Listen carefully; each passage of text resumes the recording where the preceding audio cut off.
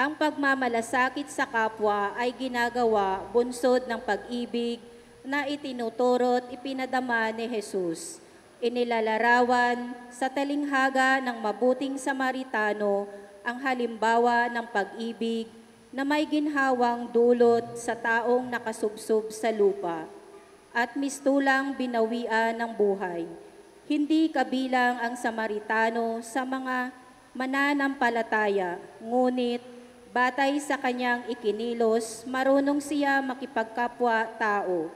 Naway tularan natin ang Samaritano sa kanyang halimbawang Kristiyano. Ang mamumuno po sa ating banal na pagdiriwang, si Reverend Father Edwin Borlasa, MSc. Magsitayo po tayo.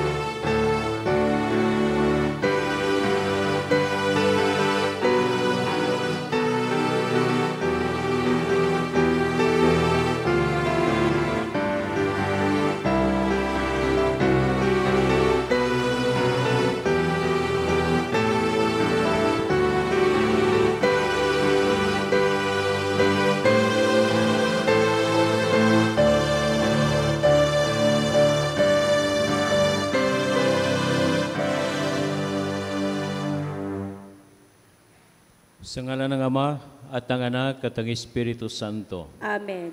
Ang pagpapala ng ating Panginoong Jesucristo at ang pag-ibig ng Diyos Ama at ang pagkikipagkaisa ng Espiritu Santo ay sumainyong lahat. At sumaiyo rin.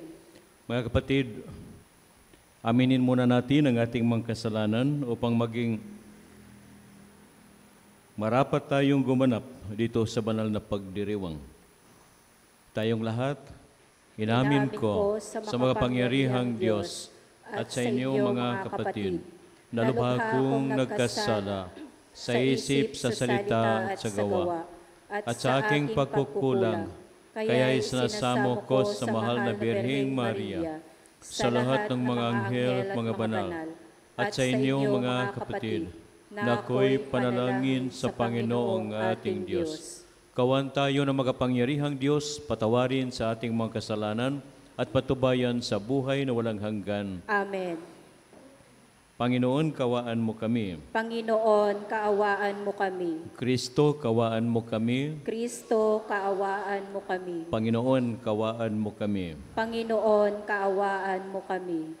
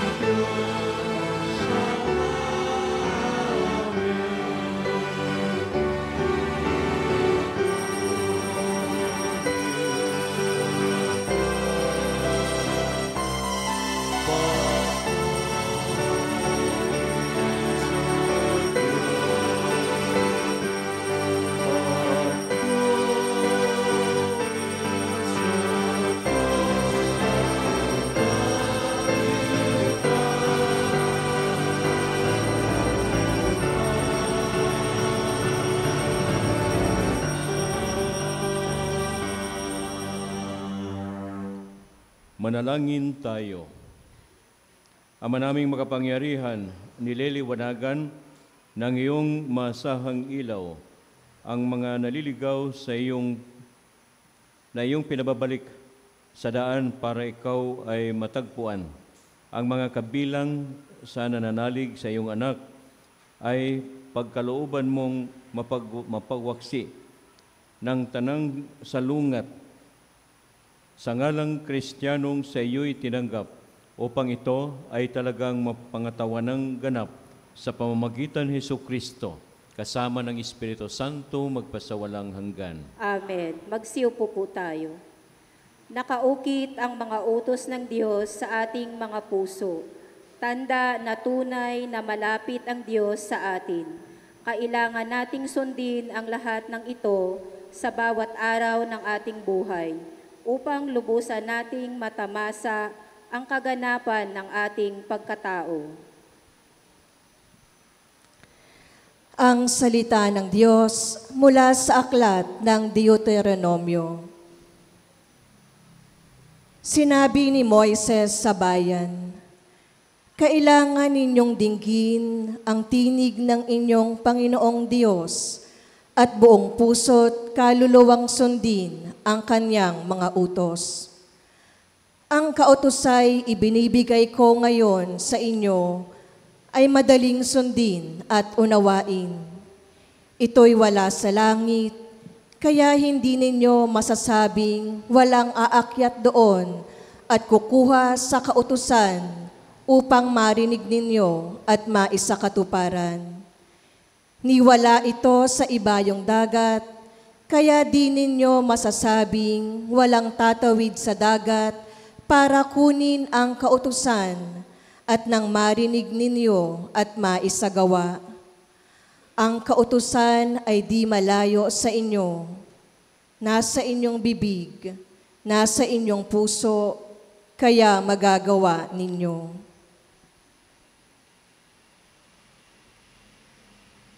Ang salita ng Diyos. Salamat sa Diyos. Dumulog tayo sa Diyos upang mabuhay ng lubos. Dumulog tayo sa Diyos upang mabuhay ng lubos. At sa ganang akin, ako'y dadalangin, sa iyo, O Poon, sana'y iyong dinggin, sa mga panahon na iyong ibigin.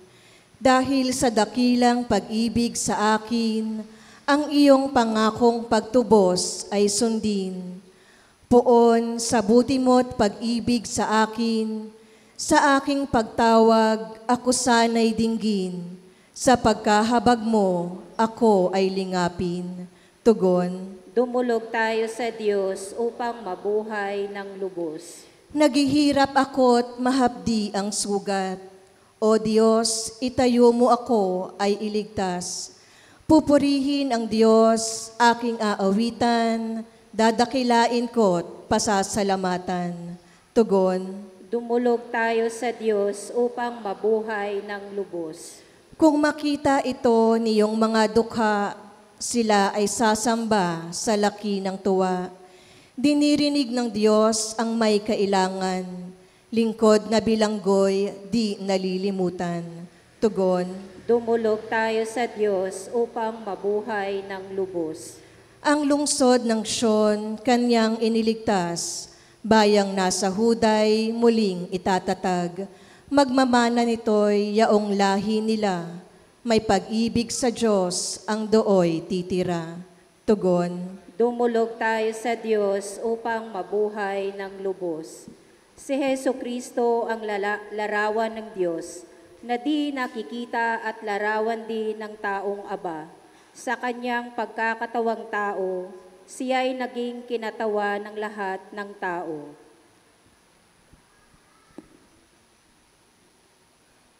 Ang salita ng Diyos mula sa sulat ni Apostol San Pablo sa mga taga-Kolosas. Si Kristo ang larawan ng Diyos na di nakikita, at siyang may kapangyarihan sa lahat ng nilikha. Sapagkat ang lahat ng nasa langit at nasa lupa, nakikita man o hindi, pati ang mga naghahari at namamahala, mga namumuno at may kapangyarihang espiritual, ay pawang nilikha ng Diyos sa pamamagitan niya at para sa Kanya. Siya'y una sa lahat at sa Kanya nasasalalay ang kaayusan ng lahat ng bagay. Siya ang ulo ng simbahan na Kanyang katawan. Siya ang una, ang panganay na anak, ang unang nabuhay na muli upang siya ay maging pinakadakila sa lahat ng bagay. Ipinasiya ng Diyos na ang Kanyang kalikasan ay manatili rin sa anak at inibig niyang ang sandaigdigan ay makipagkasundo sa Kanya sa pamamagitan ng anak, sa pamamagitan ng pagkamatay niya sa krus. Nagkasundo nga ang Diyos at ang lahat ng nilikha sa langit at sa lupa. Ang salita ng Diyos. Salamat sa Diyos. Magsitayo po tayo.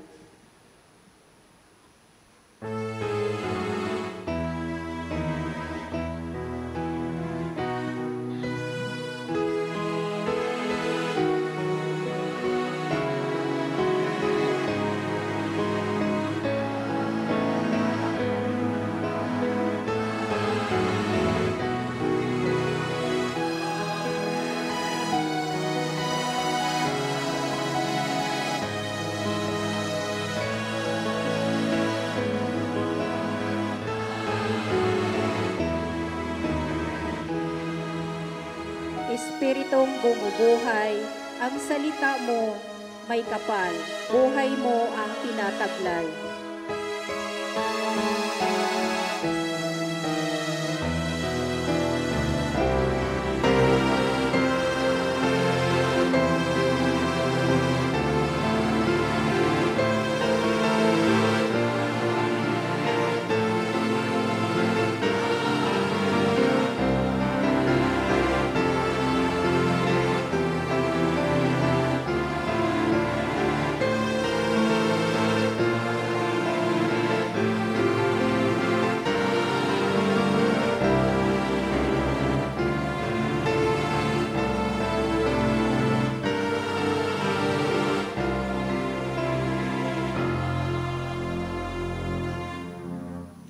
Sumainyo ang Panginoon. At sumaiyo rin. Ang mabuting balita ng Panginoon ayon kay San Lucas. Papuri sa iyo, Panginoon. Noong panahong yun, may isang iskribang lumapit kay Jesus upang siya ay subukin. Guro, aniya, ano ang dapat kong gawin upang magkamit ng buhay na walang hanggan? Sumagot si Jesus, ano ang nakasulat sa kautusan? Ano ang nababasa mo roon? Tumugon siya, ibigin mo ang Panginoon mong Diyos ng buong puso, ng buong kaluluwa, ng buong lakas, at ng buong pag-iisip. At ibigin mo ang iyong kapwa gaya ng iyong sarili. Tama ang sagot mo, wika ni Jesus. Gawin mo yan at mabubuhay ka. Sa hangad ng iskriba na huwag siyang lumabas na kahiya-hiya, tinanong niya uli si Jesus, sino naman ang aking kapwa? Sumagot si Jesus, may isang taong naglalakbay buhat sa Jerusalem patungong Jericho. Hinarang siya ng mga tulisan, kinuhang damit at katawan, binugbog at halos patay na nang iwan. Nagkataong dumaan doon ang isang saserdote at pagkakita sa taong nakahandusay, siya'y lumihis at nagpatuloy sa kanyang lakad. Dumaan din ang isang Levita, ngunit tinitingnan lamang niya ito at nagpatuloy ng kanyang lakad. Ngunit may isang Samaritanong naglalakbay na naparaan doon. Nakita niya ang hinarang at siya'y nahabag. Lumapit siya, binuhusan ng langis ang kanyang mga sugat nito at tinalian. Saka isinakay ang tao sa kanyang sinasakyang hayop, dinala sa bahay panuluyan at inalagaan doon. Kinabukasan, dumukot siya ng 2 denaryo, ibinigay sa may-ari ng bahay panuluyan at sinabi niya, alagaan mo siya at kung magkano man ang kakulangan niyan, babayaran ko sa aking pagbabalik. Sino ngayon sa palagay mo ang nagpakita ng kaniyang pagkikipagkapwa sa taong hinarang ng mga tulisan? Tanong ni Jesus. Ang nagpakita ng habag sa kanya, tugon ng eskriba.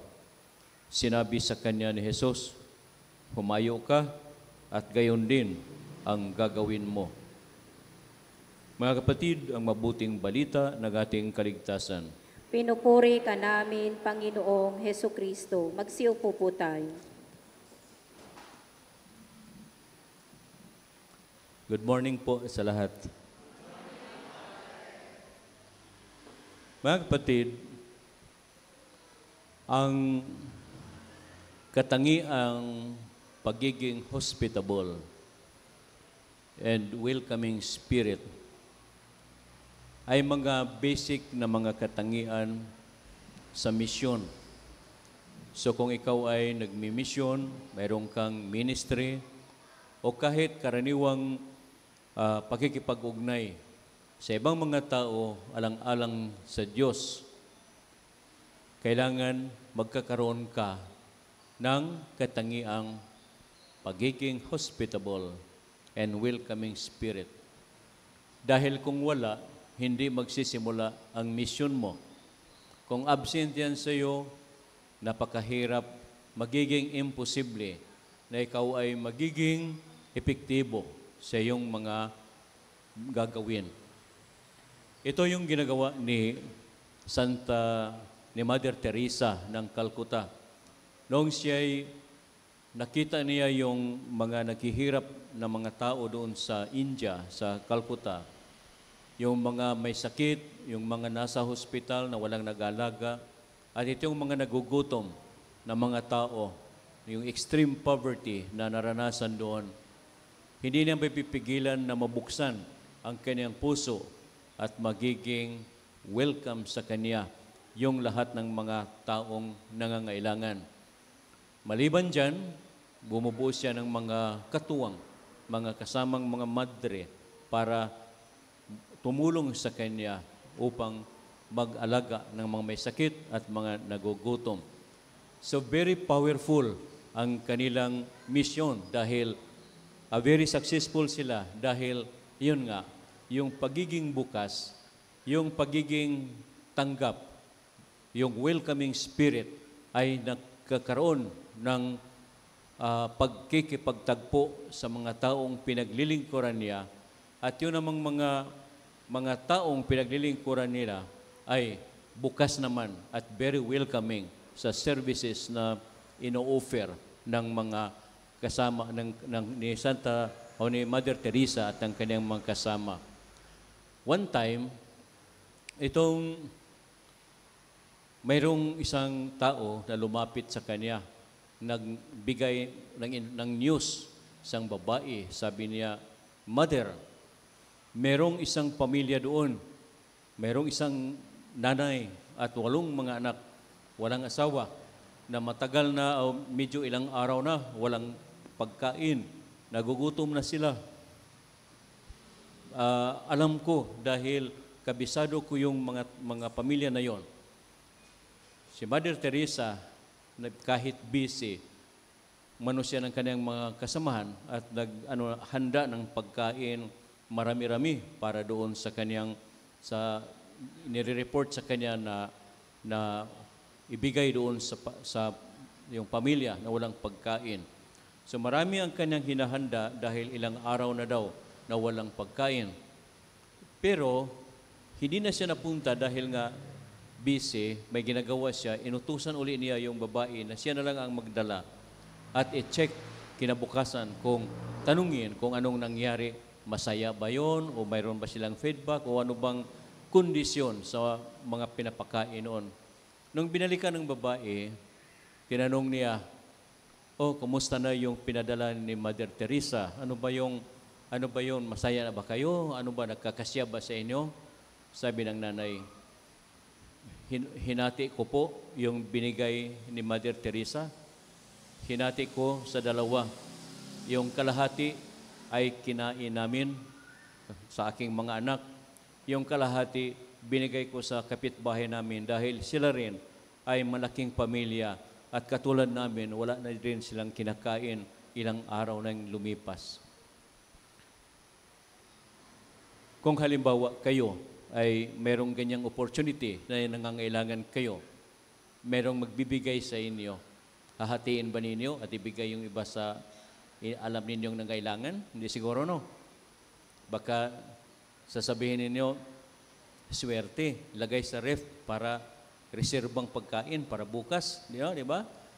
Hindi na tayo nag-iisip para sa iba dahil ito ay instinct ng pagkatao natin na sa halip magmamahal, pero inisip natin yung ating reserba, yung mga reserves na pagkain nga i-stock natin dahil paghanda para sa sunod na mga kainan at iba pa.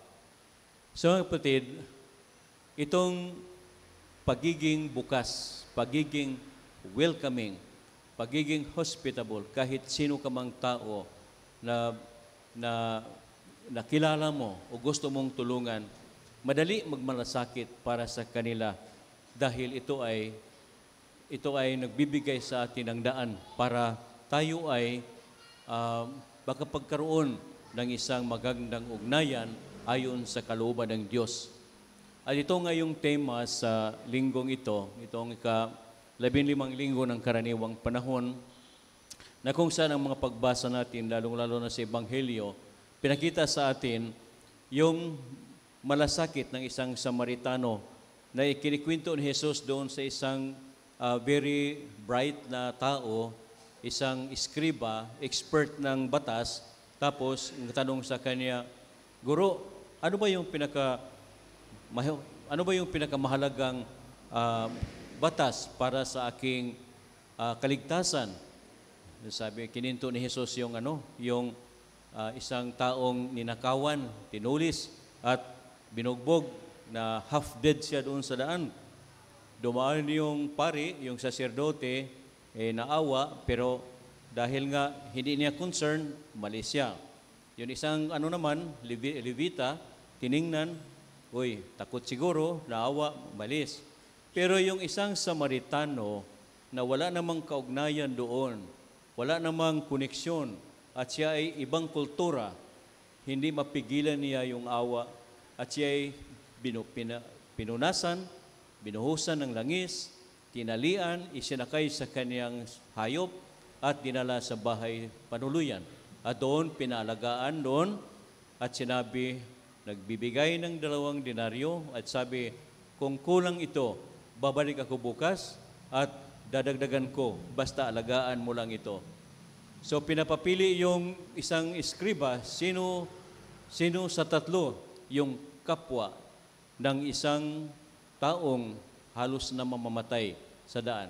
Siyempre, ang sagot ay yung number 3, yung tumulong, yung naawa at tumulong. So sabi ni Jesus, okay, umalis ka na at gagawin mo yan at magkaroon ka ng buhay na walang hanggan. So mga kapatid, hindi sapat ang maawa ka sa isang tao. Hindi sapat yung mahalin mong isang tao na sasabihin mo, ay kawawa naman siya, naghihirap, kawawa naman siya, daming problema, talagang mahal ko ang tao na yan dahil kadalasan, kapag sinasabi natin, naawa tayo, or maganda yung ating disposasyon, sasabihin sa atin, ay, ang bait mo, talagang iba ka sa ibang mga tao, ang bait mo, palagi mo akong pinapansin, at saka maawain ka. Hindi po yan sapat ayon sa ating ebanghelyo. Dahil ito ay pakiramdam lang yun. Ito ay, kunyari, concern mo. Pero yung ating awa, yung ating compassion, yung ating mercy, yung ating love, ay kailangan hindi lang tayo nakakaramdam. Kung hindi, it has to put into action. Kailangan may ginagawa ka katulad ng isang Samaritano na tinutulungan talaga niya dahil naawa siya. So, hindi sapat kung ikaw ay sasabihin mo, kaawa naman sila, pero wala kang ginagawa. So, hindi yan totoong compassion. Hindi yan totoong pag-ibig. Sabi nga ng isang tao, nagtatanong kay Pope Francis, tinanong siya, Pope Francis, what is the name of God? Si Pope Francis sumagot very quick. Sabi niya, the name of God is mercy. So, mercy equals love. At saka kung ito yung pagkilala natin sa Diyos, ay hindi lang yan feeling. Hindi lang yan nararamdaman. Kung hindi, kailangan mayroon kang ginagawa sa kapwa mo. Kaya nung tinanong ni Jesus, yung eskriba, o sino ngayon sa tatlo ang kapwa ng pinasla, yung taong binugbog sa daan, sabi niya, yung pangatlo, yung Samaritano. So, ibig sabihin, para sa atin, kung kilalanin natin ang ating mga kapatid, o sino yung ating kapatid, it's not our neighbors only, hindi yung ating mga kapitbahay, hindi yung ating blood relationship ng mga tao, kung hindi, yung mga taong nangangailangan ng ating tulong na kung saan tayo ay nagkakaroon ng concern dahil tayo ay mga anak ng Diyos, sasabihin natin, tulungan natin sila dahil sila yung aking neighbor. Sila yung aking kapwa. So, being good is not enough. Sinabi ko, kailangan yung kindness. To be good and to be kind is different. Pag sasabihin mo, good ka lang. Mabait ka, okay ka. Pero kapag sasabihin mong good ka at kind ka, ibig sabihin, you put your goodness into action. At ito yung ikinatutuwa ng Diyos sa mga taong kasama yung mga ginagawa sa kanilang mga sinasabi.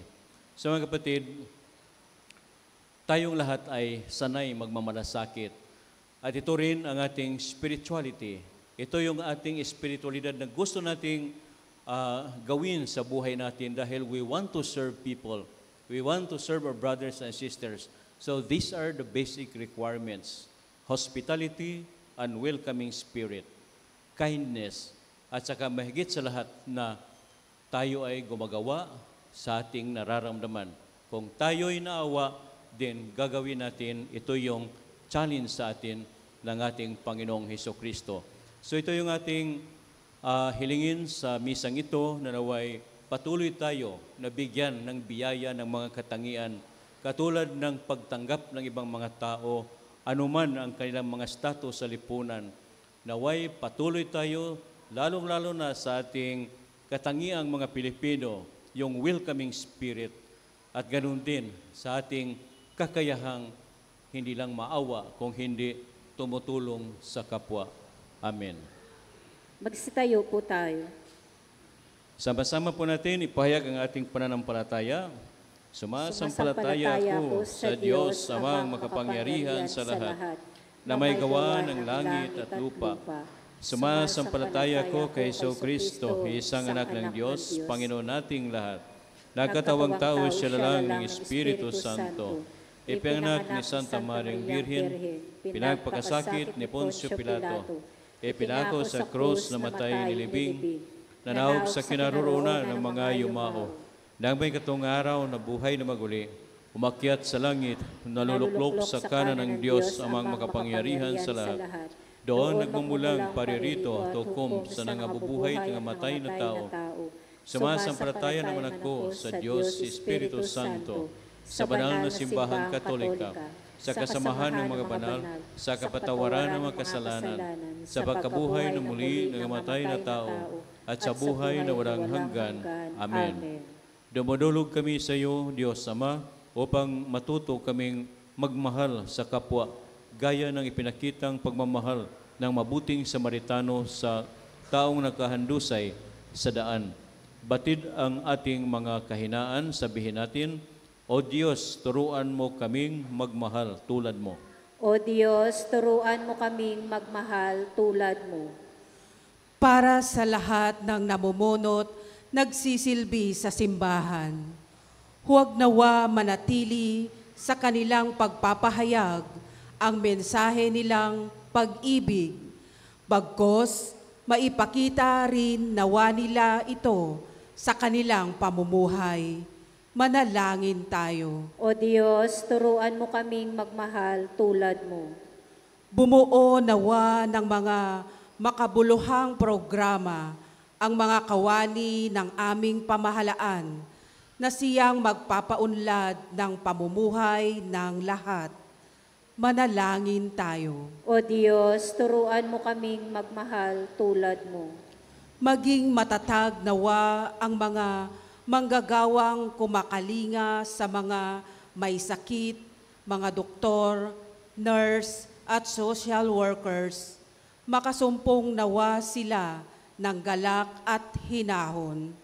Manalangin tayo. O Diyos, turuan mo kaming magmahal tulad mo.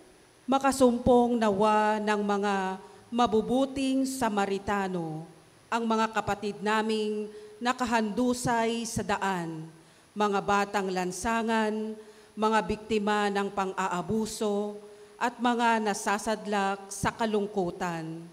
Manalangin tayo. O Diyos, turuan mo kaming magmahal tulad mo.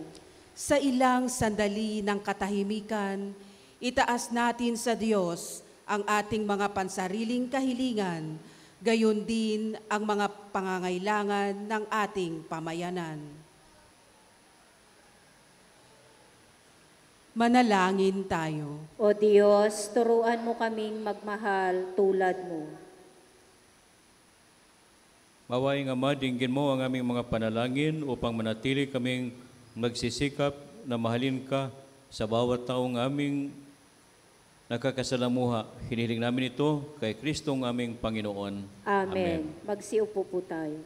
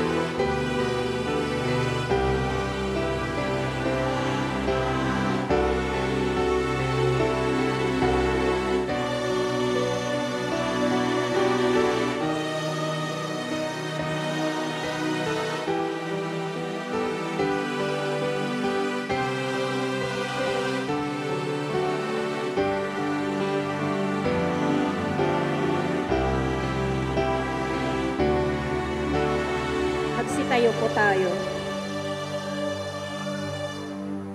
Manalangin kayo mga kapatid upang ang paghahain na ito ay kalugdan ng Diyos sa mga makapangyarihan. Tanggapin nawa ng Panginoon itong paghain sa iyong mga kamay, sa kapurihan niya at karangalan, sa ating kapakinabangan at sa buong sambayanan niyang banal. Manalangin tayo. Ama naming lumikha, tunghayan mo ang mga alay ng iyong sumasamong sambayanan at tanggapin mo ang mga ito para madagdagan ang iyong kabanalan sa mga nananalig sa tunay na tunay sa pamamagitan ni Hesukristo, kasama ng Espiritu Santo, magpasawalang hanggan. Amen. Sumainyo ang Panginoon. At sumaiyo rin. Itaas sa Diyos ang inyong puso at diwa. Itinaas na namin sa Panginoon. Pasalamatan natin ang Panginoon nating Diyos. Marapat na siya ay pasalamatan. Ama naming makapangyarihan, tunay ngang marapat na ikaw ay aming pasalamatan. Kahit na ikaw ay pinagtataksilan sa sangkatauhan, ikaw pa rin ang patuloy, ikaw pa rin ang nagmahal sa amin. Ikaw ay nagpupuno sa aming pagkukulang. Ikaw pa rin ang nagsusugo sa tutubos sa tanan. Ang sugo mong anak ay naging di na iba sa amin, bagamat di niya tinularan ang aming pagkamasuwayin. Niloob mong ito upang iyong mamalas sa aming pagkatao ang giliw mong anak, at kami ay tunghayan mong may pag-ibig na tunay ng pagtatangi mo sa Kanya ng higit sa lahat. Ang katapatan niya sa iyo ay walang maliw, ay nanunumbalik na muli sa amin ng iyong kasiyahat, ng iyong pagtingin, ng aming iniwaksi noong ikaw ay aming suwayin. Kaya kaisa ng mga anghel na nagsisiawit ng papuri sa iyo na walang humpay sa kalangitan, kami nagbubunyi sa iyong kadakilaan.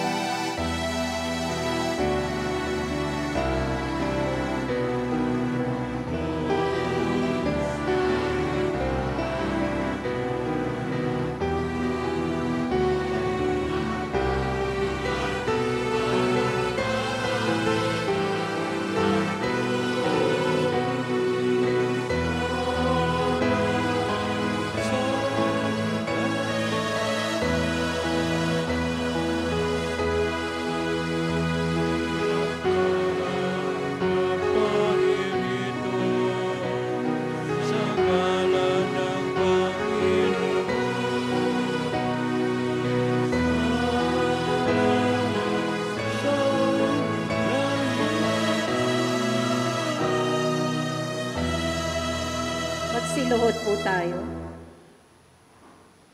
Ama naming banal, ikaw ang bukal ng tanang kabanalan, kaya't sa pamamagitan ng iyong Espiritu, gawin mong banal ang mga kaloob na ito pang para sa amin ay maging katawan at tugo ni Jesucristo, naming Panginoon. Bago niya pinagtiis ang kusang loob na maging handog, hinawakan niyang tinapay. Pinasalamatan kaniya. Pinakatihati na iyon at ibinigay sa kanyang mga alagad at sinabi, tanggapin ninyong lahat ito at kanin, ito ang aking katawan na ihahandog para sa inyo.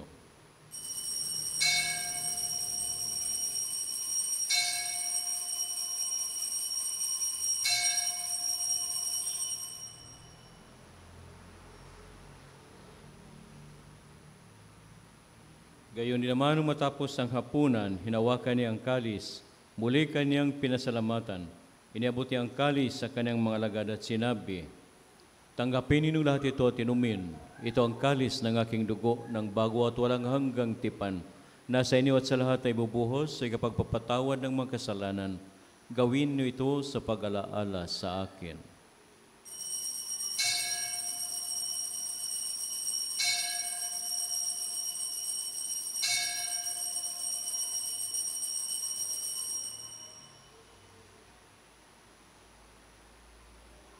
Ipagbuni natin ang misteryo ng ating pananampalataya. Sa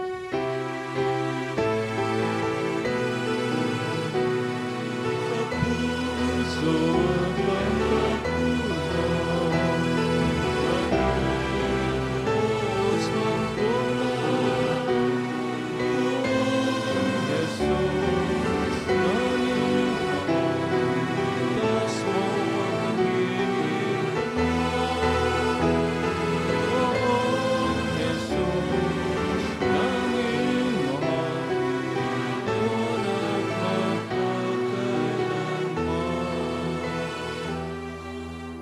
Ama, ginagawa naman ngayon ang pag-alaala sa pagkamatay at muling pagkabuhay ng iyong anak, kaya tinialin namin sa iyo ang tinapay na nagbibigay buhay at ang kalis na nagkakalob ng kaligtasan. Kami ay nagpapasalamat dahil kami yung minarapat na tumayo sa harap mo upang maglingkod sa iyo. Isinasamo namin na kami magsalo-salo sa katawan at tugo ni Kristo ay mabuklod sa pagkakaisa sa pamamagitan ng Espiritu Santo. Amalingapin mo ang iyong simbahang naganap sa buong daigdig. Puspusin mo kami sa pag-iibig kaysa ni Leo naming Papa at ni Ambo David naming Obispo at sa Tanang Kaparian. Alalahanin mo rin ang mga kapatid naming nahimlay na umaasang muling mabubuhay, gayon din ang lahat ng mga pumanaw. Kawan mo sila at patuloyin sa iyong kaliwanagan. Kawan mo at pangidapatin kaming lahat na makasalo sa buhay na walang wakas, kaysa ng mahal na Birheng Maria, Ina ng Diyos, kaysa ng mga apostol at ang lahat ng mga banal na namuhay dito sa daigdig ng kalugod-lugod sa iyo. May pagdiwang nawa namin ng pagpupuri sa karangal mo sa pamamagitan ng iyong anak na aming Panginoong Heso Kristo. Sa pamamagitan ni Kristo, kasama niya at sa Kanya, ang lahat ng parangal at papuri ay sa iyo, Diyos Amang makapangyarihan, kasama ng Espiritu Santo, magpasawalang hanggan.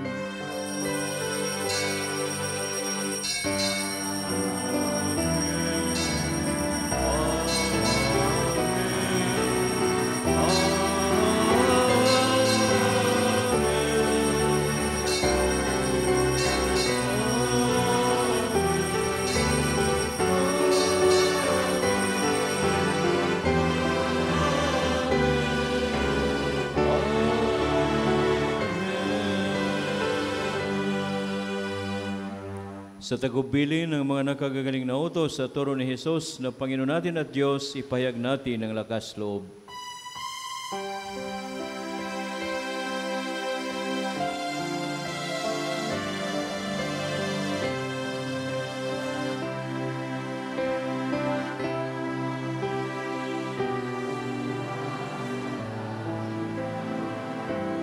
Sambahin ang ngalan mo,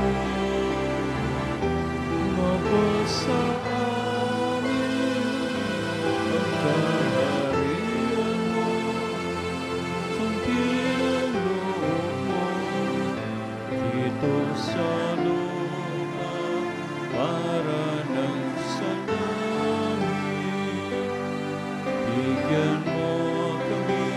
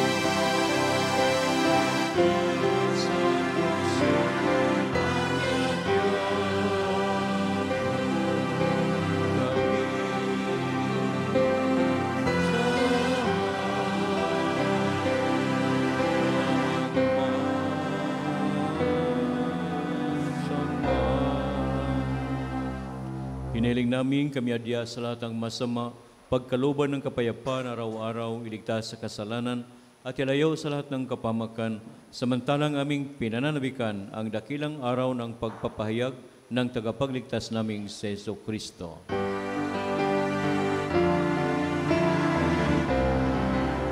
Sa iyo ang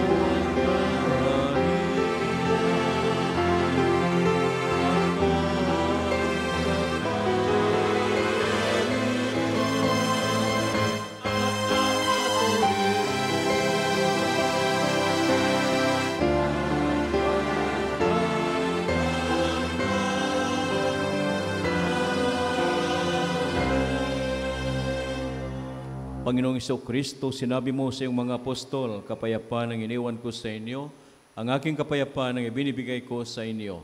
Tunghayan mo ang aming pananampalataya at huwag ang aming mga pagkakasala. Pagkalooban mo kami ng kapayapaan at pagkakaisa ayon sa iyong kalooban, kasama ng Espiritu Santo magpasawalang hanggan. Amen. Ang kapayapaan ng Panginoon ay laging sumainyong lahat. At sumaiyo rin. Tayo magbigayan at maghangad ng kapayapaan sa isa't isa.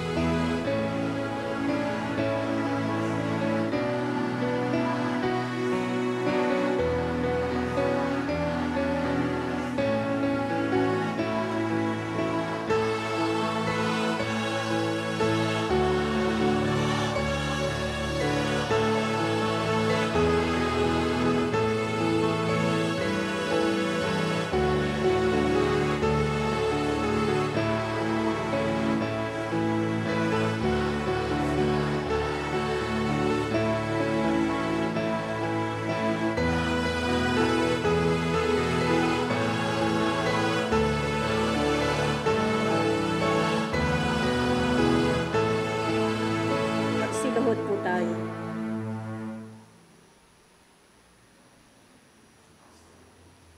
Mga kapatid, ito ang kordero ng Diyos. Ito ang nag-alis ng mga kasalanan ng sanlibutan. Mapalad ang mga inaniyahan sa kanyang piging. Panginoon, hindi ako karapat-dapat na magpatuloy sa iyo, ngunit sa isang salita mo lamang ay gagaling na ako.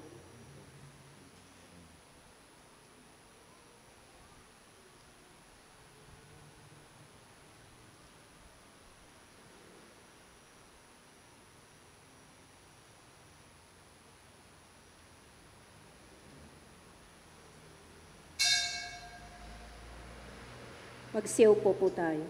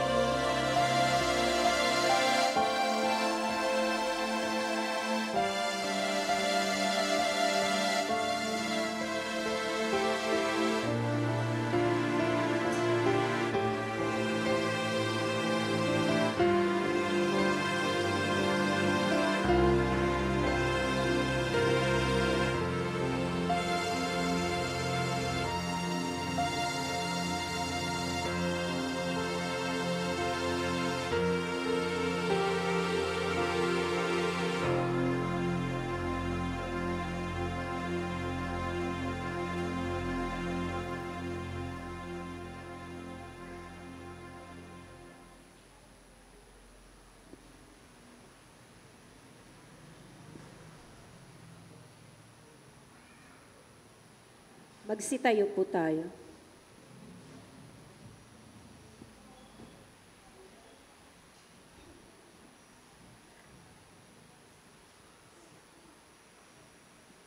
Manalangin tayo.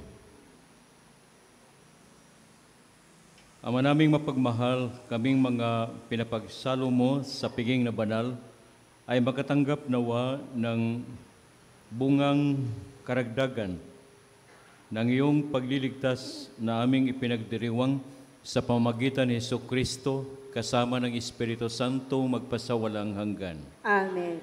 Panalangin sa Berhe ng Banal na Puso ni Jesus. Alalahanin mo, mahal na ina ng banal na puso ni Jesus, ang mga dakilang bagay na ginawa ng Panginoon para sa iyo. Hinirang kang maging kanyang ina. Ninais niyang malapit ka sa kanyang krus. Binahaginan kanya ng kanyang kaluwalhatian. Dinirinig niya ang iyong panalangin. Sa kanya ialay ang aming papurit pasasalamat. Sa kanya isangguni ang aming kahilingan, na tulad mo'y mamuhay kaming lagi sa pagmamahal ng iyong anak, upang kanyang kahari ay patuloy na maisakatuparan. Samahan kaming lahat sa bukal ng buhay na nagmula sa kanyang puso, nang lumaganap sa sanlibutan, ang pag-asa at kaligtasan, ang katarungan at kapayapaan. Pagmasdan mo kaming sa iyo'y nagtitiwala, pakinggan mo kaming sa iyo'y nagsusumamo, maranasan nawa namin lagi ang makainang pagkalinga mo siya nawa. Berhe ng Banal na Puso ni Jesus, Berhe ng Banal na Puso ni Jesus, Berhe ng Banal na Puso ni Jesus. Magsiupo po muna tayo para sa mga pasasalamat at paalala. Pasalamatan po natin ang lahat ng mga tumulong sa paglilingkod, ang Music Ministry at Regina Celli Children's Choir, Lay Eucharistic Ministers, Ministry of Altar Servers, Ministry of Ushers, Greeters and Collectors, Ministry of Lectors and Commentators, Social Communication Ministry para sa ating FB live streaming, sa atin pong naririto ngayon at sa nanguna sa ating banal na pagdiriwang, Reverend Father Edwin Borlasa, MEC. Pasalamatan din po natin ang sponsor ng ating misa ngayon ay ang San Roque Chapel. Sa susunod na linggo, ang sponsor po ay ang San Juan Bautista Chapel. Paalala po, patuloy po nating suportahan ang ating Isang Dakot program sa pamagitan ng pag-aalay ng bigas na ating ipamamahagi sa mga kapatid nating higit na nangangailangan. Ang Isang Dakot mo ang papawi sa gutom ko. Ganon din po ang ating balikhandog at mga donasyon para po sa pagpapagawa at mga pangangailangan ng ating simbahan. Paalala, ang Ministry of Lectors and Commentators ay nangangailangan ng mga bagong miyembro na nais maglingkod sa pamagitan ng pagpapahayag, pagbabasa ng salita ng Diyos, babae o lalaki na may edad 16 pataas. Sa mga nais sumali po, ay maaari pong makipag-ugnayan sa inyong chapel leaders o sa mga miyembro ng MLC. Maraming salamat po. Tinatawagan po ang mga kasapi ng different commissions and ministry heads. Magkakaroon po ng formation ang different commissions sa mga sumusunod na petsa. July 19, Commission on Worship and Liturgy o COL. July 26, Commission on Social Services and Development o CSSD. Ito po ay mag-uumpisa sa ganap na 9:00 ng umaga at gaganapin sa Woodcraft Chapel, Bayanihan. Inaasahan po ang pagdalo ng lahat ng mga miyembro. Maraming salamat po at magsitayo na tayo.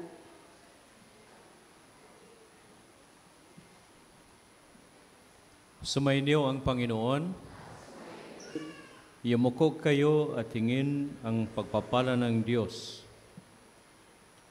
Ama naming mapagpala, basbasan mo ng iyong kabanalan ang iyong sambayanan upang upang matagpuan sa iyo ang kaligtasan mula sa kapahamakan at ang katuparan ng tanang inaasam na kabutihan sa pamagitan ni Jesucristo kasama ng Espiritu Santo magpasawalang hanggan. Amen.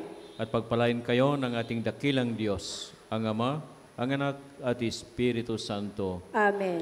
kapatid, nayalay na natin ang banal na misa. Humayo kayo, taglay ang kapayapaan ni Kristo. Salamat sa Diyos.